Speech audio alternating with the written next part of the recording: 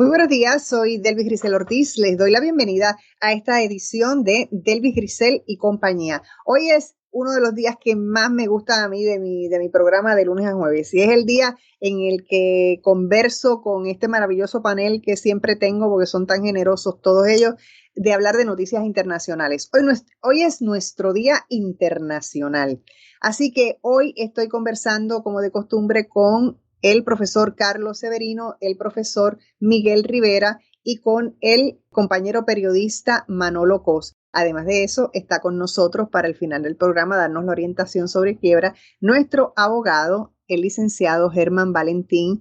A los cuatro les doy la más cordial bienvenida. ¿Cómo están hoy? Muy bien, saludos a ti y a la red de audiencia. Bueno, vamos a empezar contigo, Carlos, porque generalmente tú pones en contexto y nos das el background de lo que es el tema. Hoy estamos conversando sobre la inmigración global, que es un problema que aumenta cada día en todas partes del mundo y que ahora mismo es una pesadilla en Estados Unidos particularmente. Así que ponnos todo esto en contexto. Sí, gracias, Debbie. Encantado de estar nuevamente con Miguel, con Manolo y escuchar al final los comentarios de Germán sobre quiebra en este programa. Bueno, yo quiero decir primero que de algún modo la historia de la humanidad es también la historia de la migración. Los seres humanos, desde que son seres humanos, han estado moviéndose por toda la superficie de la Tierra, y eso ha sido un proceso continuo. No hay duda de que aunque ha sido continuo, en los últimos 150 años, en los últimos 100 años, la migración ha alcanzado niveles insospechados. Y ahora, en el siglo XXI, contrario a lo que pensaban algunas personas, la migración ha seguido nuevamente su curso e incluso ha ido aumentando. De hecho, los datos al presente, según el Alto Comisionado para las Naciones Unidas para las Migraciones, establece que en este año del año 2020 pasado, migraron en el mundo cerca de 280 millones de personas. Y eso es sustancialmente mayor a la cantidad de personas que migró en el año 2000 y todavía mucho más a la gente que migró en el 2010 y así sucesivamente vemos que sigue aumentando. Pero si descomponemos esa cifra, tenemos que una parte de esa migración pues se debe a asuntos políticos, ¿verdad? Por razones políticas muy complejas. Otra parte de la migración corresponde, según la teoría que conocemos de Ravenstein, por ejemplo, corresponde a problemas económicos. De hecho, el mayor motor de la migración siempre ha sido el tema económico. Y por último, también tenemos que parte de ese motor de la migración son ahora, siempre lo ha sido, pero ahora cada vez con más fuerza, los problemas ambientales. Y ahí está el cambio climático, y ahí están otros elementos circunstanciales que han ido dramatizando cada vez más el movimiento de la gente. Pero en el ámbito político, de la migración política, en esa área, también hay que llamar la atención, porque según este mismo informe de Alto Comisionado para las migraciones, para los refugiados, de esos 280 millones de personas que emigraron, se sabe que 80 millones de personas fueron desplazados internacionales. Y esa cifra ha aumentado dramáticamente desde el 2010 hasta ahora. Ha venido aumentando por conflictos regionales, guerras, problemas de intolerancia, por persecuciones políticas, por una madeja de elementos. Pero como si fuera poco, el propio informe cita que de esos 80 millones, lo más dramático de todo es que 40% son personas menores de edad. Eso quiere decir que son niñas y niños, ¿no? Y eso nos lleva también a conectar con el problema de Estados Unidos. No es un problema únicamente de Estados Unidos. La migración es un asunto global que tiene carácter muy claro de la pobreza hacia la riqueza. El movimiento fundamental de la gente en la migración, en las tres circunstancias, tanto políticas, hay más conflictos que llevan a la gente a salir de sus países, más intolerancia que en ninguna otra parte en África y en Asia, en alguna medida en América Latina. El problema ambiental se da sobre todo por la vulnerabilidad, también por la pobreza. Así que realmente esto es algo que llama mucho la atención, y para cerrar debemos decir que este asunto de la migración es tan importante y es tan dramático que ha venido en los últimos 20 años cambiando la propia estructura del paisaje político, ha cambiado las ideologías y ha llevado incluso la intolerancia del fascismo, del neofascismo, a venir ganando terreno cada vez más fuerte en Europa, en Estados Unidos, pero también desbordando esas partes. Vemos en Brasil hoy también intolerancia en otras partes. Así que el tema es un tema muy complejo, como ciertamente lo discutiremos, ¿no? Con Manolo y con Miguel, y es un problema que debe entenderse en su naturaleza para poder entender muchos otros problemas que están teleconectados con él. Ciertamente es un problema pero que muy complejo, y hay mucha impotencia para resolverlo, y tal vez también mucha indiferencia para resolverlo. Me refiero a los países donde ocurren los problemas y las personas se ven obligadas a salir. Miguel. Gracias. Excelente introducción de parte de Carlos. Yo quizás me quiero mover un poquito más a, si bien es cierto, como bien explica Carlos, estos son tendencias históricas. La gente siempre ha migrado. O sea, sencillamente ha pasado en distintas formas, en distintos momentos históricos. Quizás yo lo que quiero es precisamente bajar un poquito y enfocarme más en ciertos momentos históricos y en esas tendencias a partir de 1970. Yo traigo unos datos interesantes. Por ejemplo, la misma Comisión de Naciones Unidas para 1970 reporta que habían 100 millones de migrantes, millones de migrantes en 1970. Para 1995, esa cifra sube a 175. Es decir, un aumento sustancial, pero no tanto como decir que de 1995 hasta el año 2020 migraron 280 millones de personas, como mencionó Carlos. Ahora, si vemos el mundo pre-COVID, es decir, el año 2019, la migración llegó a 275 millones de personas. Es decir, en el lapso de 20 años casi aumenta 100 millones de personas el flujo de patrones migratorios a nivel del mundo. Y esto yo lo quiero vincular con algo también que está sucediendo en ese mundo, especialmente a partir de la década del 90 hasta el momento, que es ese proceso de liberalización económica y de integración de muchos frentes fronterizos alrededor del planeta. Y eso obviamente vinculado también con las profundas desigualdades globales a nivel internacional, pero a nivel doméstico, con las reformas de liberalización económicas dentro del régimen de acumulación neoliberal. Entonces es interesante, porque el problema es que la migración en este periodo histórico, si bien tiene que ver con todo lo que menciona Carlos, también tiene que ver con que ciertos polos de la economía mundial va a tratar de atraer capital, mano de obra barata, fácilmente explotable, para poder básicamente seguir dinamizando los procesos de acumulación económica. Y esto me refiero principalmente a los procesos que van a surgir dentro de la Unión Europea. Para que tengan una idea, entre el año 2004 y 2007 al Reino Unido llegan 5 millones de polacos en cuestión de 3 años.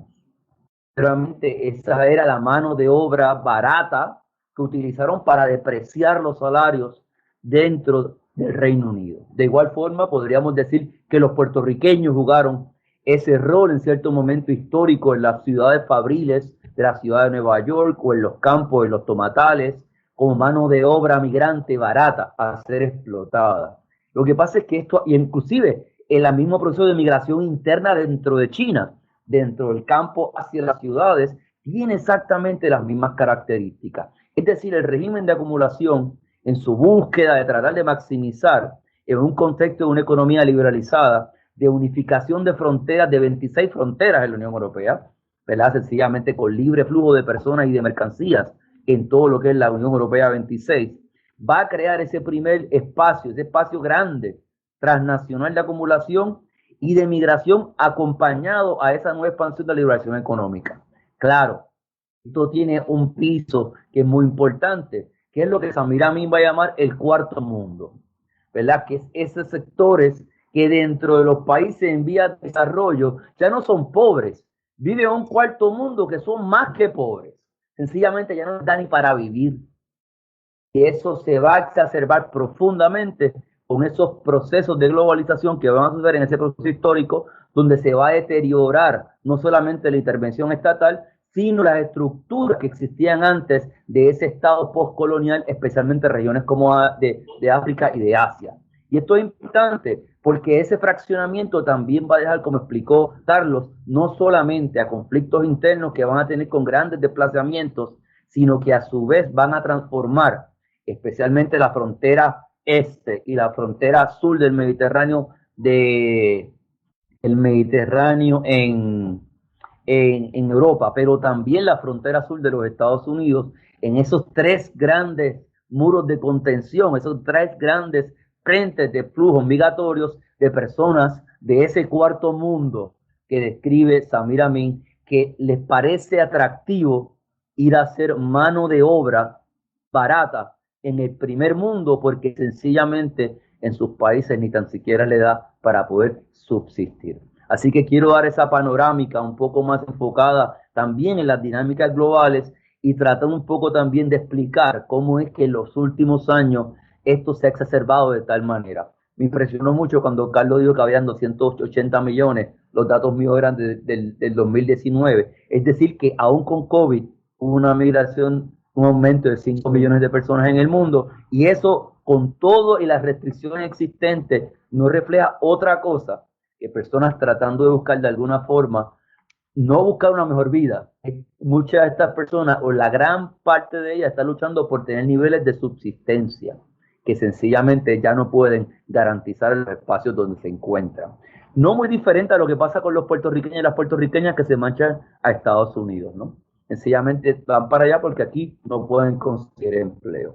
Así que es importante, ¿verdad? Porque estas dinámicas, si bien tienen una dimensión social, ¿verdad? Que Carlos nos explica, histórica, esa tendencia histórica, esto se encaja, creo yo, en cierta forma, toma cierta estructura en ciertos contextos, no solamente políticos, sino económicos. Yo creo que ese espacio de la globalización neoliberal es un impacto, es un contexto importante a considerar en el momento de realizar esta dinámica.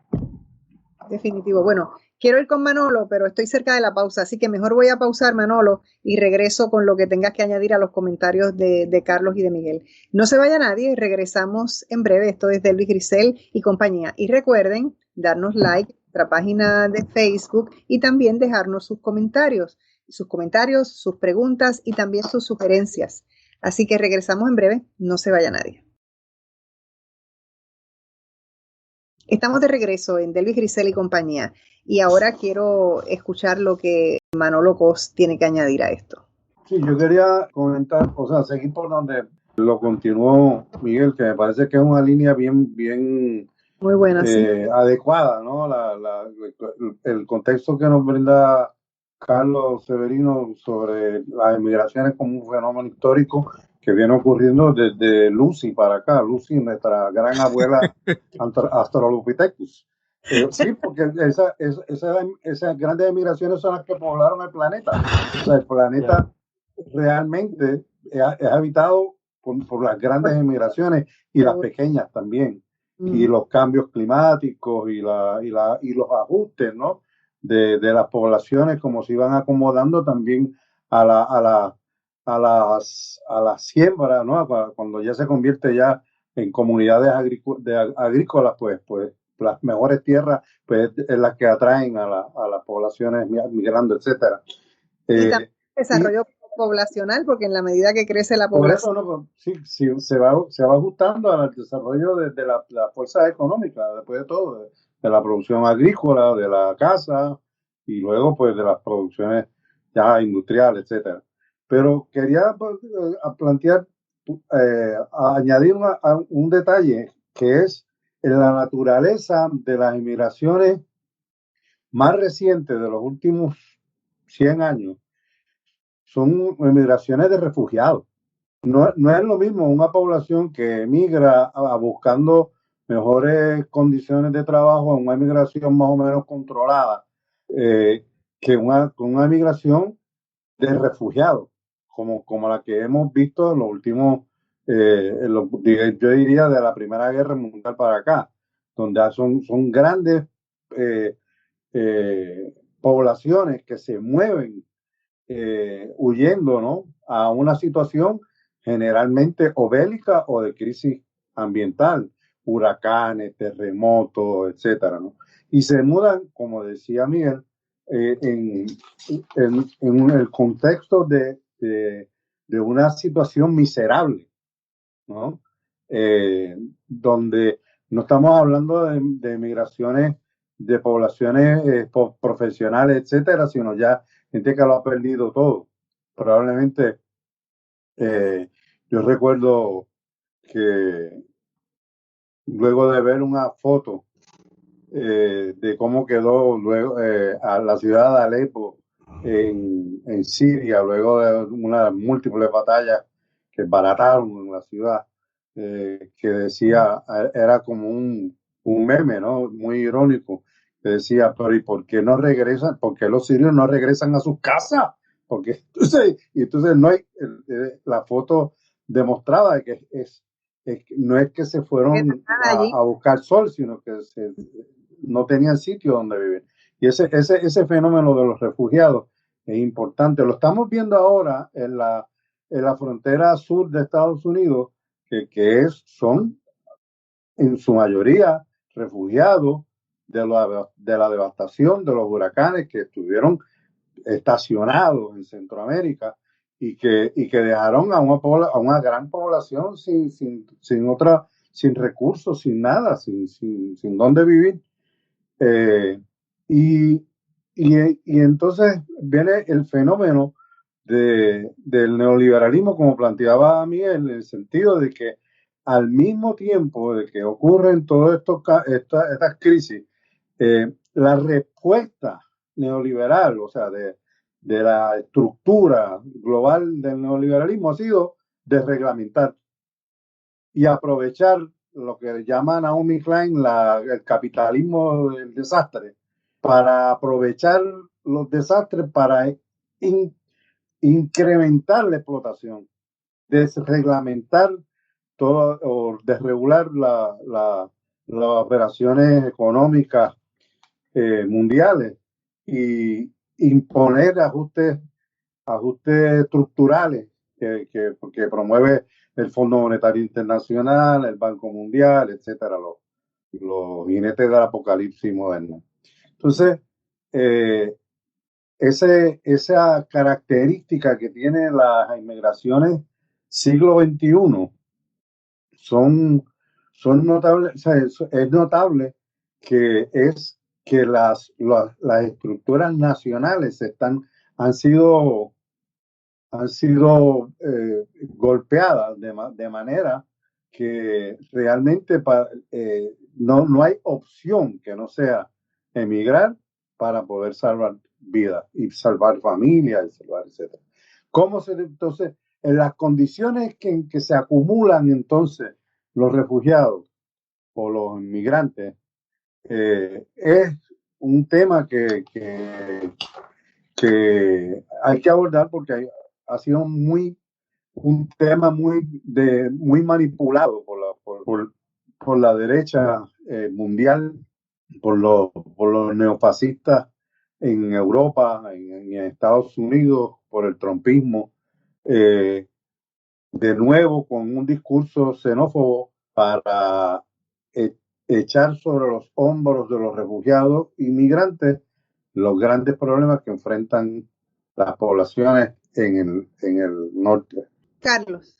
Sí, es muy interesante la línea que se está discutiendo y se está aquí dialogando.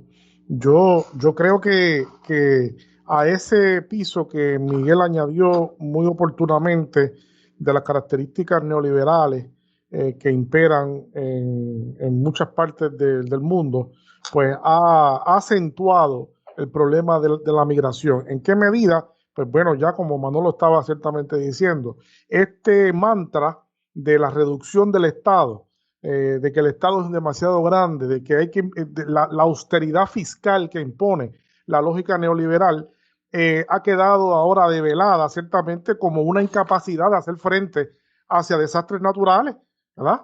Digo, desastres sociales, porque no hay desastres naturales, ¿no?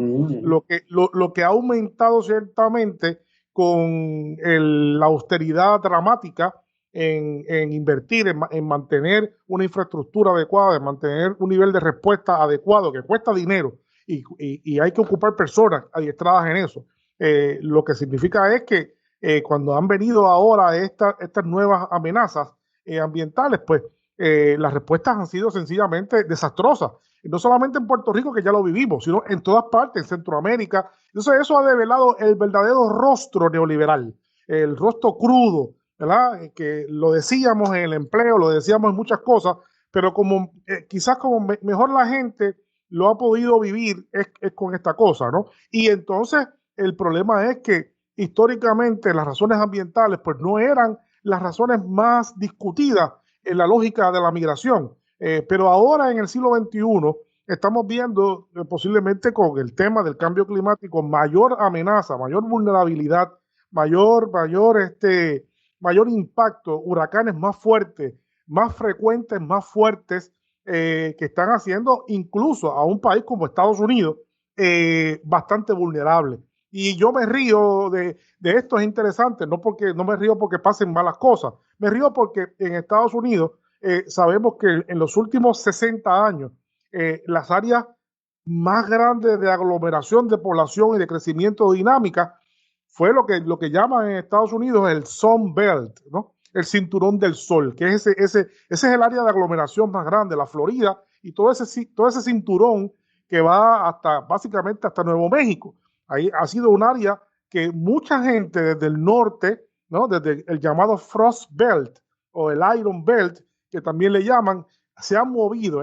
La dinámica poblacional americana ha sido una migración desde el norte hacia el sur en los últimos 60 años, ¿no? Ha ido creciendo ciertamente. Entonces, de esa manera, cuando la gente comienza a aglomerarse ahí y el siglo XXI llega, pues llega con estas nuevas ciudades que están creciendo, que tienen economía un poco, pues que están muy interesantes, procesos muy interesantes, pero ahora ha recibido un golpe muy fuerte esa lógica del Sun Belt, pues porque ahí es que donde aterrizan los huracanes, ¿no? En Houston, en toda esa costa, New Orleans, en la Florida, incluso en el área del noreste de Estados Unidos, de lo que llaman huracanes extratropicales. Hasta eso está siendo una amenaza, hasta Nueva York. Realmente toda el área costera de Nueva York, hasta todo el Golfo, está siendo amenazada realmente por grandes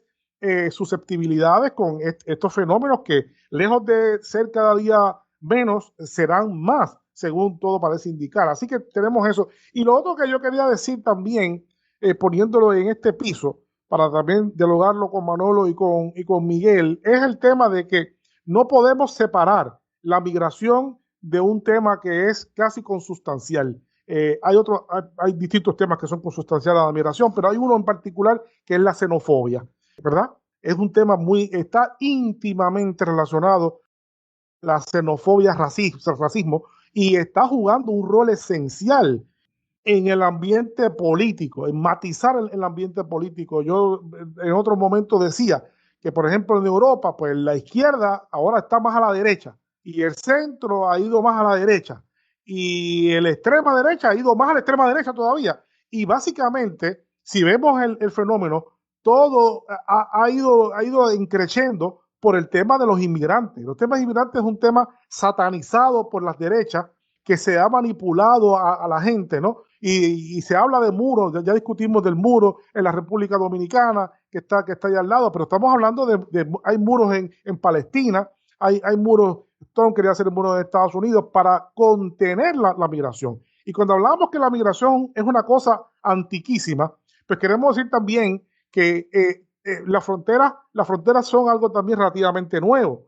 Y lo que ha contenido a la migración, la gran diferencia de la migración histórica en que hablábamos, son las fronteras, que es un fenómeno moderno, ¿no? Los estados se constituyeron, pero se constituyeron con su órgano periférico, que son sus fronteras, para cerrar. Entonces, yo soy de aquí, tú eres de allá, ¿no? Y esto es mío y esto no es tuyo. Cuando históricamente, por miles de años, pues el mundo fue de todo el mundo, ¿no? ¿Verdad? La gente se movía indistinto a eso, ¿no? Entonces, eso ha venido también a gravitar el problema, ¿verdad? De la migración en función de los resentimientos, en función de manipulaciones también, porque se utiliza oportunamente este fenómeno para causar impacto político, y Miguel posiblemente pues no puede hablar más de eso como científico político, pero es algo también interesantísimo que la gente tiene que comenzar, y cada vez que hablo de esto no puedo evitar acordarme de esa famosa canción que hizo famosa Alberto Cortés, pero es realmente de Rafael Amor, que se llama No me llames extranjero, ¿no? Es una canción fabulosa, ¿no? Dicen, no me llames extranjero, es una palabra triste, es una palabra, es una canción preciosa que les recomiendo a todo el mundo que la busque en sus medios y la escuche. Bueno, me tengo que ir a la pausa, pero quiero explorar en el próximo segmento qué ha tenido como factor el crecimiento poblacional, porque antes el mundo era todo el mundo mientras había mucho más espacio. Tiene que ver el crecimiento poblacional, cómo ha impactado el crecimiento poblacional y la reducción de espacio a lo largo de la historia de la humanidad. Pero vengo con Miguel, regresamos en breve, no se vaya nadie.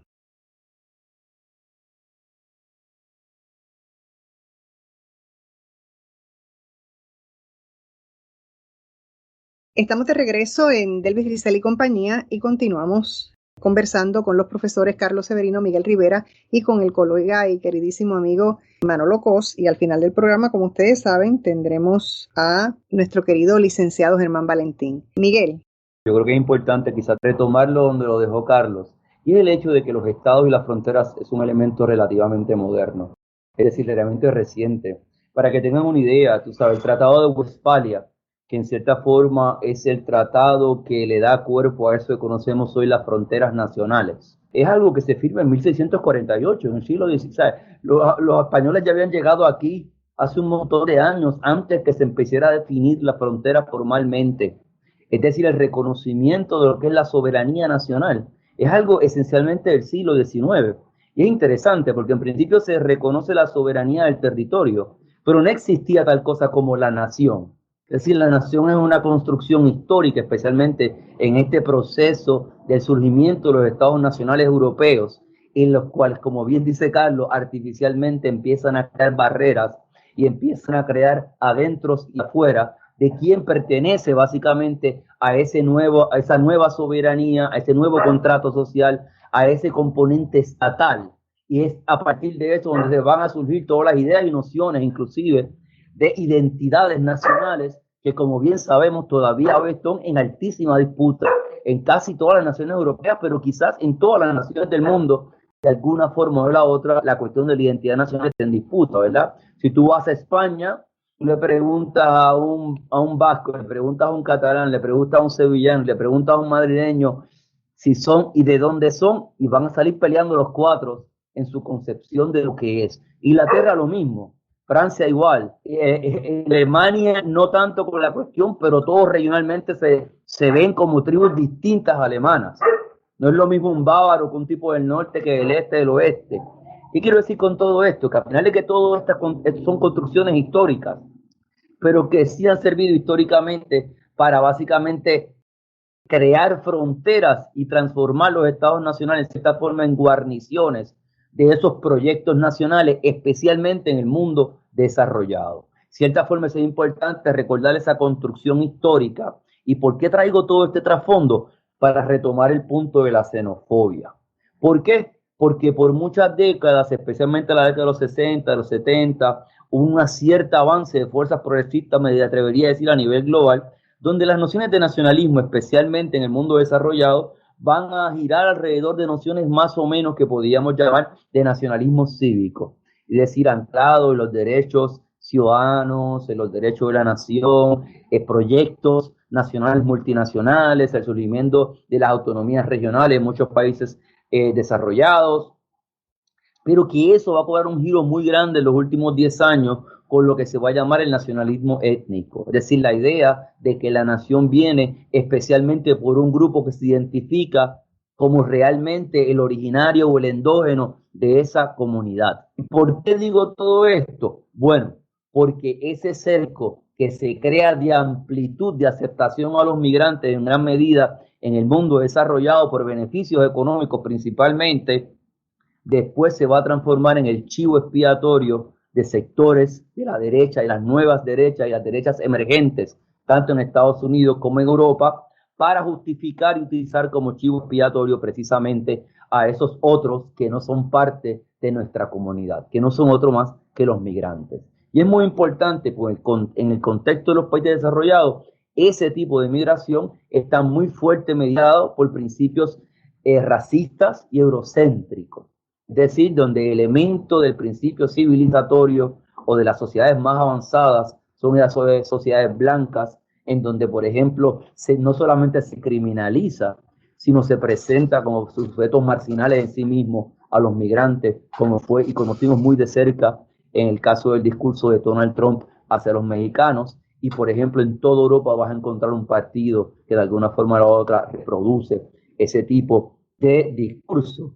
Y para terminar, yo creo que lo más importante de eso que yo acabo de describir es precisamente que esa contención entre los nacionales y los no nacionales se ha utilizado precisamente para que ciertos sectores de la ultraderecha puedan reforzar su proyecto utilizando como chivo expiatorio precisamente a los migrantes y así entonces ir reforzando una nueva forma, una nueva versión de fascismo que no es exactamente el mismo de la posguerra, pero que tiene de la Segunda Guerra Mundial, pero que tiene características muy similares, especialmente en el frente de la construcción de la nación.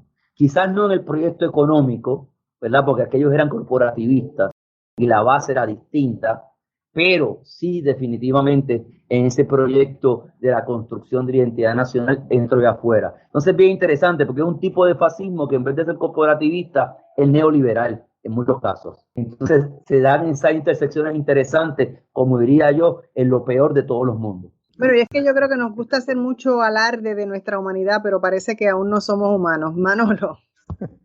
Sí, yo creo que hay que... Y creo que sí. Todo este asunto de la frontera realmente es bien cercano. O sea, la frontera prácticamente se constituyen ya acabándose el feudalismo y realmente es una construcción de una de las nuevas clases burguesas, ¿no? Para controlar mercados y comercio. Pues, Y lo vemos en África. En África, miren un mapa de África y díganme si eso no está construido en una mesa de dibujo, donde se sentaron los poderes coloniales y sin saber por quién estaba de un lado y de otro, tiraron rayas y este es para ti, y este es para mí, y este es para ti, y este es para mí, lo que eventualmente empezó a generar conflictos que todavía estamos viendo, donde separaron comunidades enteras porque a alguien en Berlín se le ocurrió tirar la raya de un paralelo a otro y separando comunidades completas, culturas, religiones, etcétera. Bueno, y esos son problemas que se están enfrentando todavía. Yo creo que debemos empezar primero a reconocer cómo se arregla esto entonces, ¿no? Digo, los migrantes no se van de nuevo, no se van, y eso me recuerdo que se lo escuché la primera vez al congresista puertorriqueño del Bronx, ¿cómo se llama? Serrano. Dice, mi familia era de Mayagüez y no se mudó a Nueva York buscando mejores playas, ni un sitio más chévere que el que nosotros estábamos. Nos fuimos porque nos vimos obligados, ¿verdad? Y eso es algo que nosotros debemos considerar. O sea, ya una vez tenemos el asunto de las migraciones encima, ¿cómo entonces es que hay que atender a los migrantes en el país receptor? Estamos de acuerdo, hay que resolver los problemas de la situación en los países que generan la inmigración, ¿no?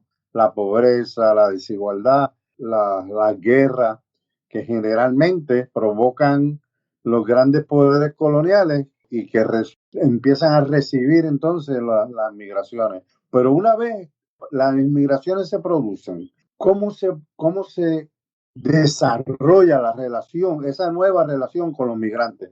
O sea, ¿cómo los dominicanos todavía a esta altura están tratando de poner una pared en el río, ¿cómo se llama? El río Masacre se llama, ¿no? El río Masacre y el El río Masacre. Uh-huh. Que ya con el nombre nada más sabemos de qué se trata. Y eso estamos hablando de 2 países tercermundistas, para ponerlo así, ¿no? Y entonces, ¿cómo vamos a incorporar las inmigraciones, sus talentos, sus culturas, sus aportaciones, sobre todo en las Américas, en Norte, Centro y Suramérica, que somos países, naciones constituidas por grandes migraciones también. Muchos de nosotros somos segunda, tercera, cuarta generación de migrantes, entonces tampoco nos las podemos echar como se la podría echar un normando ¿sabes? de que tiene su familia, eran los primeros vikingos que plantaron patas tú sabes, en Londonderry, lo que pudiera hacer. Y lo que quiero decir es que nosotros somos hijos de migrantes. Correcto. E hijas. Y nosotros tenemos que abordar este problema desde otra perspectiva, de otra posición, de otra forma de encarar y acomodar las emigraciones a nuestros entornos. No sé qué les parece a ustedes. Seguro, cosa que no es fácil, cada vez somos más, muchísimos más. Ese tema que Manolo trae es muy, muy importante, sobre todo para traer de relieve a la discusión una realidad. Pesa mucho en ese asunto xenofóbico también este tema decimonónico de la superioridad de la raza blanca. Aquí hay los europeos, y una parte de esa intolerancia es el concepto de racialización, de superioridad de la raza darwinista, social darwinista del siglo XIX, que impregnó todavía el siglo XX y que todavía no se ha superado. ¿Por qué yo lo digo? Pues porque parte de ese problema que Manolo dice, que es la realidad, pues vemos que la intolerancia es, y eso que llaman ya algunos sociólogos, algunos antropólogos, la ansiedad de ser blanco. ¿Y cuál es la ansiedad de ser blanco? Es que los grupos blancos, precisamente en los países industriales, no se reproducen, sus poblaciones no crecen, están sencillamente siendo amenazadas por reconfigurarse con nuevas fuerzas poblacionales que son las que se reproducen. Los que se reproducen en Europa son los africanos, son los turcos, son los inmigrantes que tienen 4 o 5 hijos, ¿verdad? Todavía por familia, mientras que los alemanes, nosotros hacíamos un chiste, ¿verdad? Que los alemanes tienen tan pocos hijos que inclusive a este momento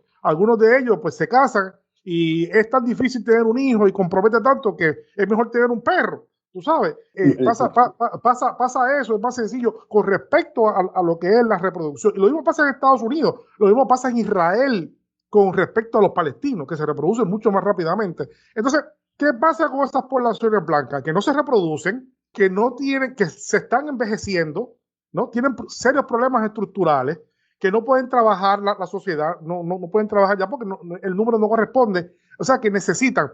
Angela Merkel sabía de eso. Angela Merkel sabía perfectamente el problema estructural de la población alemana. Y cuando llegó la oportunidad de traer gente joven, masivamente bien adiestrada, le abrió la puerta a los sirios y a los iraquíes. Vengan para acá, que aquí hay un montón de médicos, hay enfermeras, hay maestros, gente joven que quiere tener hijos, ¿no? Pensando en una reconfiguración de Alemania, que ya no va a ser una tierra de germanos teutónicos, ¿verdad? Como vikingos, como decíamos Manolo ahorita, sino un país que cada vez va a haber grupos de diversidad distinta, ¿no? Y eso pasa en Inglaterra, eso pasa en España. Hoy en día el reconocimiento de los afroespañoles, de los afroalemanes, de los afrodaneses, afrosuizos, y etcétera, etcétera, ¿no? Entonces, eso está por reconocerse. Y el fenómeno de Donald Trump, no hay duda que es la manipulación total de esa realidad, sabiendo que lo necesita, por un lado, pero por otro lado, pues se manipula la cosa xenofóbicamente. Claro, y el crecimiento poblacional ciertamente es un factor. Tenemos que hacer una pausa. Regresamos en breve, no se vaya nadie. Estamos de regreso en Delvis Grisel y compañía. Miguel. Algo muy interesante que nos planteaba Carlos, ¿verdad? Ese elemento de la manipulación. Y a mí me llama mucho la atención porque, por ejemplo, el elemento de estos nuevos grupos de derecha plantean en su general que hay una crisis migratoria, que es un poco más o menos un discurso parecido a lo que nos explicaba Carlos. Sin embargo, es importante recordar algo. Hay crisis que son reales y hay crisis que son percibidas. Es decir, no hay una crisis real, pero se percibe como si hubiera una crisis. Y esto es muy importante en ese sentido, separar el grano de la paja.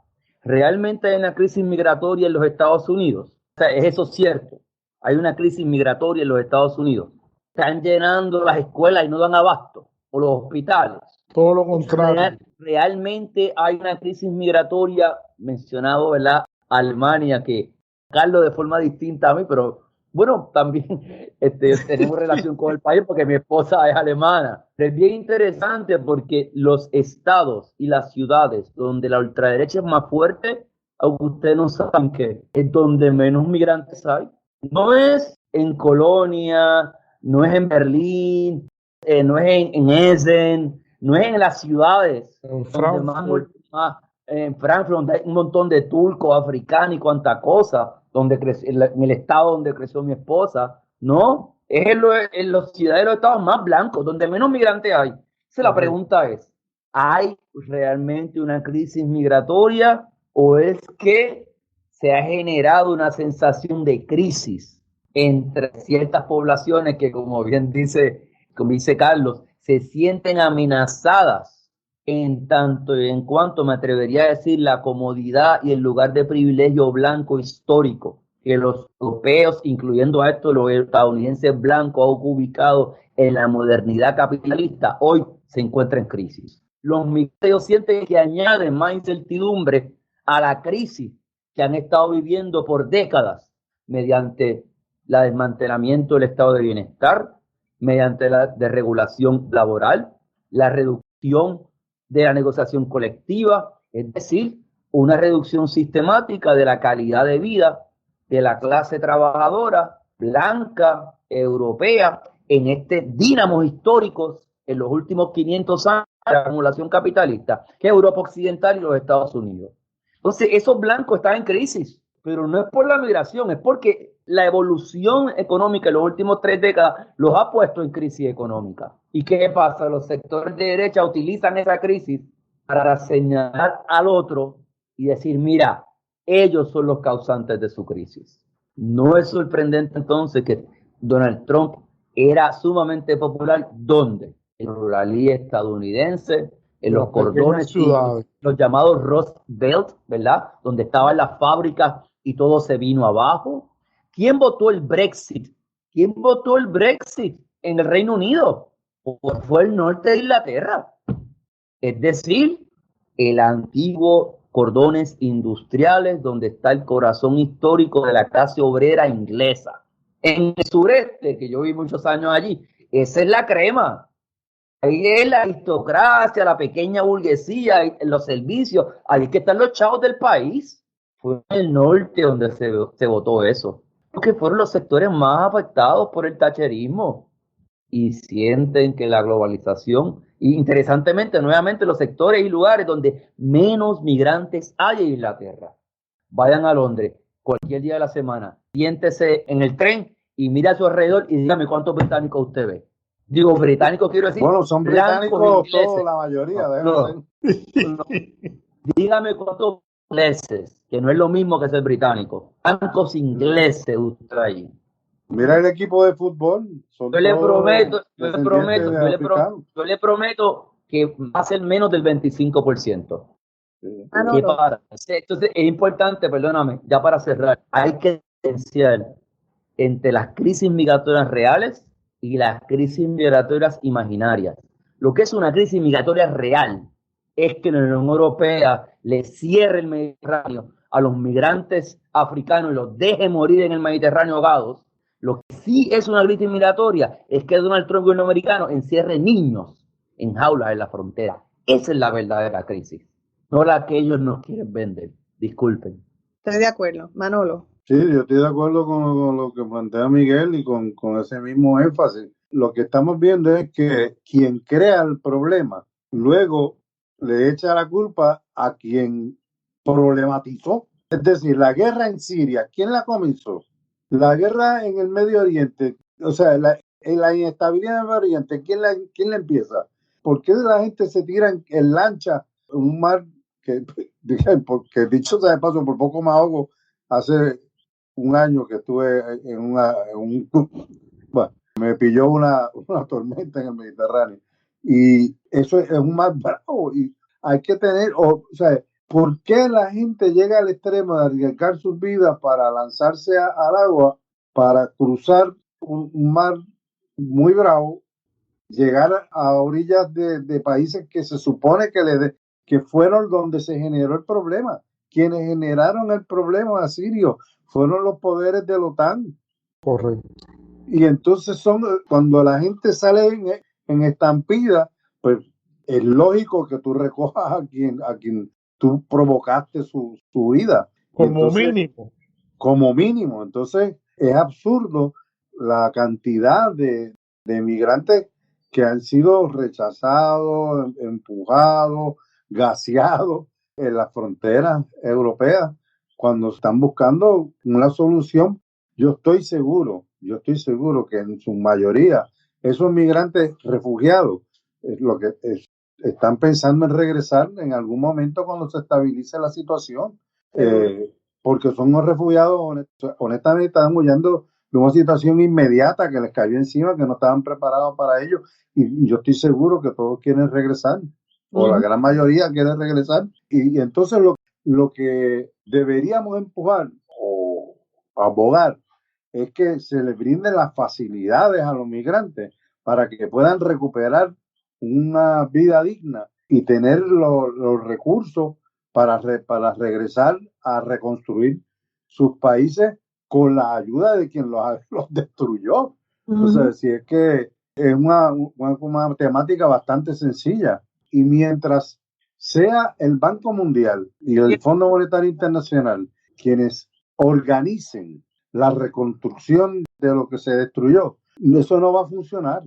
No funciona porque siempre van a ver esto como un mercado de desastres donde ellos van a hacer lo que van a sacar provecho de la situación. De manera de que lo primero que debemos, yo creo que desde acá debemos abogar porque a las poblaciones migrantes se les trate con dignidad, que se les trate con cariño, que se les reconozca su humanidad y su capacidad cultural, que se estimule el intercambio cultural entre los pueblos, eso para que haya ganancia de este berenjenal. Tú sabes, Manolo, que cuando hablaste del mar Mediterráneo y lo describiste, me hiciste viajar a mis primeros años de periodista, que no fueron aquí, fueron en Mayagüez. Y entonces era la década del 80, cuando los dominicanos empezaron a venir masivamente. Y yo en ese momento trabajaba mi primer trabajo como periodista fue en el Canal 12, en ULTV. Así que como ese canal estaba en Aguadilla, en la estación como tal, yo era asignada casi siempre a ir a las playas a ver estas llegadas. Y yo soy testigo del dolor, del sufrimiento humano. Yo nunca puedo olvidar una jovencita. A mí me impactaba mucho cómo todas sus pertenencias, todas las cosas según ellos iban corriendo porque las autoridades los perseguían. Estaba todo tirado en la arena, las yolas allí quedaban según se bajaron de ellas. Y recuerdo una muchacha, una adolescente arrestada, casi catatónica, y yo me acerco al carro de la policía a conversar con ella y ella está mirando así a la nada y sencillamente dice, yo creo que no me lo dijo para mí, lo dijo para sí misma. Mis papás lo vendieron todo, lo sacrificaron todo para que yo pudiera venir a este viaje y ahora eso se perdió. Así que eso fue también para mí una experiencia extremadamente dolorosa, verlos como sardina en lata, todos mojados, llenos de sal dentro de las celdas de la policía. Es un drama grande, como tú lo acabas de describir. Me duele hasta recordarlo. Tengo que hacer una pausa. Regresamos en breve. Estamos de regreso, Carlos. Bueno, eso que dice Manolo, en todos los estudios que se han hecho antropológicos, sociológicos, geográficos de la migración, siempre se ha resaltado como un valor de la propia dinámica el anhelo del regreso. O sea, nadie quiere irse del lugar donde nació, donde está su mamá, su papá, donde está su escuela, donde está el sentido de apropiación de ese espacio, de las relaciones personales, de esa primera novia, ¿verdad? De ese primer novio, en el caso de las muchachas. O sea, nadie quiere irse de allí. O sea, muy pocas personas realmente tienen deseo de repulsión de ese lugar. Y el que se va, y siempre hemos sabido también que la fuerza principal de todo esto son las fuerzas económicas, ¿no? La decisión de irse es una decisión económica o cuando la vida está en peligro en otros casos, ¿verdad? Como cuando hay intolerancia, las personas que su vida está en peligro por razones políticas, ¿verdad? Pero gran parte de todo el espectro de los migrantes son realmente personas que huyen de la pobreza buscando mejores condiciones. Por eso van desde los países pobres a los países ricos. No hay otra. Entonces, los puertorriqueños conocemos bien eso. Basta. Vamos a reflexionar, cada persona que está escuchando, y piense únicamente en una canción, en Mi Viejo San Juan. ¿Qué es en Mi Viejo San Juan? Es eso mismo, es la remembranza de yo dejar el Viejo San Juan. Y el Viejo San Juan, no hay un puertorriqueño que estando fuera de Puerto Rico y escuche esa canción y casi se mueve a lágrimas. Cualquier persona que esté más de un año fuera de Puerto Rico y escuche esa canción se mueve a lágrimas por el recuerdo de la patria, el recuerdo del país, el recuerdo de sus amistades, de sus padres, de su familia, ¿no? Y eso le pasa a todo el mundo, se la canten, ¿no? En Madrid, en la cueva de Luis Candela. Ahí, sí, en todos esos elementos está ahí. Manolo ha sido extranjero, Miguel ha sido extranjero, yo he sido extranjero. No sé si Germán ha sido extranjero, pero bueno, aquí habemos tres por lo menos que hemos sido extranjeros y sabemos lo que es realmente estar prolongadamente fuera del país y lo que eso representa. Así que realmente es una realidad, claro. La verdad es también que sí es cierto que está el anhelo del regreso siempre presente en los migrantes, pero muy pocos regresan.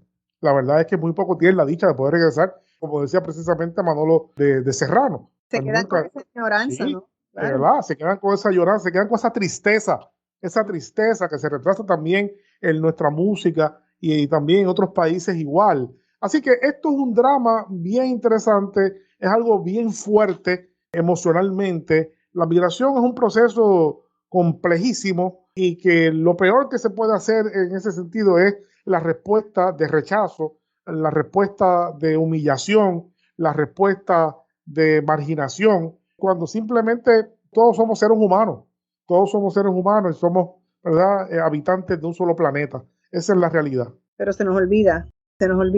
Sí, a menudo. Miguel. Nadie es ilegal, al final de cuentas, ¿verdad? ¿Qué ser humano es ilegal? Nadie realmente es ilegal, ¿verdad? Son construcciones de dejar de un lado para el otro. Interesante porque cuando hablaba Carlos, lo que me recordaba era cuando yo viví 9 años en Inglaterra. Y había una canción de Rubén Blades que siempre me sacaba las lágrimas porque decía que la patria era aquello que se lleva en el corazón, todo aquel cuando se aleja, ¿verdad? Y es básicamente tus recuerdos, tus sentimientos, esa interconexión con el espacio y con tu comunidad, ¿verdad? Y eso es realmente lo que tú te llevas cuando te vas. No te llevas más nada, ¿verdad? Esencialmente lo que te llevas es ese sustrato cultural. Un poco ya para terminar, yo lo único que quería incluir en mi exposición es siempre recordar que gran parte del debate, retomando un poco lo que mencionaba Manolo, hoy en día en muchos de estos países, ¿cuál es el modelo de migración que se va a apoyar? Y digo esto porque puede haber una noción de migración basada en la integración, es decir, que los migrantes lleguen, se integren al mundo del trabajo, aprendan el idioma, aprendan las costumbres, y en muchos países europeos, en Estados Unidos es lo mismo, es un modelo casi de asimilación, es decir, tú aprendes mi idioma, aprendes mis cosas, aprendes lo que yo sea, y aquí te comportas como digo yo y eres como yo, o si no estás fuera de la línea. Y han habido otros experimentos ampliados más en la cuestión multicultural, y ahí no conozco modelos nacionales, pero sí conozco a nivel de ciudades, que fue lo que se implementó en Londres en la década de los 90. Entonces la gran pregunta tiene que ver con integración al modelo existente quizás con una visión más multicultural, cosmopolita, de cómo el migrante a la misma vez enriquece la cultura existente. Yo creo que este debate sencillamente no lo vamos a resolver hoy, porque sí yo creo que debe estar muy claro. Hay que recordar una cosa, y es que todos y todas las migrantes no son más que una cosa, seres humanos. Y por eso nada más merecen el trato digno, merecen respeto y merecen admiración como cualquier otra persona. Así que yo creo que eso es bien importante. No lo digo solamente como profesor, sino lo digo como una persona que vivió más de una década fuera del país, ha vivido en varios países, y yo sé, aun cuando yo he sido migrante privilegiado, es decir, como académico, yo sé muy bien lo que es sufrir la discriminación, sin importar mi condición de clase en esos países. Así que es bien importante siempre recordar que esa no es la solución a bregar con alguien que no es de nuestro país. A pesar que sean turistas que se comporten terribles en nuestras calles, aún esa gente merecen ser considerados y tratar de dialogar con ellos para que no se comporten de esa forma. Sí, estoy completamente de acuerdo. Y sobre todo ahora que ese drama humano sigue aumentando, porque ahora vemos, por ejemplo, en el caso de Estados Unidos, tantos niños solos. Son niños y adolescentes, que tú sabes cómo los traumas que van a desarrollar con ese trato que reciben, el esfuerzo físico que han hecho para llegar allí, la separación de sus familiares, todas esas cosas marcan la vida de los seres humanos. Y yo no sé si estamos muy pensando en eso. Manolo, me quedan unos minutos, son para ti, antes de que venga Germán. No, bien breve para aprender de Germán. Yo creo que, como si acaso, dicho, yo creo que no se puede añadir mucho más. A quienes hemos estado fuera del país, siempre sabemos cómo lo que se siente, ¿no? Estar en las Navidades con un pie bajo, un pie de nieve cuando abre la puerta. Cuando... Delgado. ¿Cómo? Y si no, pregúntale a José Delgado. José Delgado, sí, y tantos otros, ¿no? Que vivimos pensando también, ¿verdad? En el regreso. Lo que yo creo que la inmigración, las poblaciones migrantes nos dan unas grandes posibilidades de aumentar en los conocimientos sobre otras culturas. Es una gran oportunidad conocer las culturas, por ejemplo, gente que están, las grandes migraciones ahora de este mes, los hondureños y hondureñas, guatemaltecos en la frontera. Son una gente con unas historias nacionales impresionantes, ¿no? Y que estoy seguro que pueden aportar tanto a desarrollar proyectos interculturales que serían modelos, de verdad, de cómo se debe comportar si a fin de cuentas somos todos vecinos, ¿no? Y yo creo que se debe aprovechar esa oportunidad para integrar, aprovechar y desarrollar proyectos interculturales, tanto en las ciudades, en los barrios, donde se vayan acomodando. Eso es. Ok.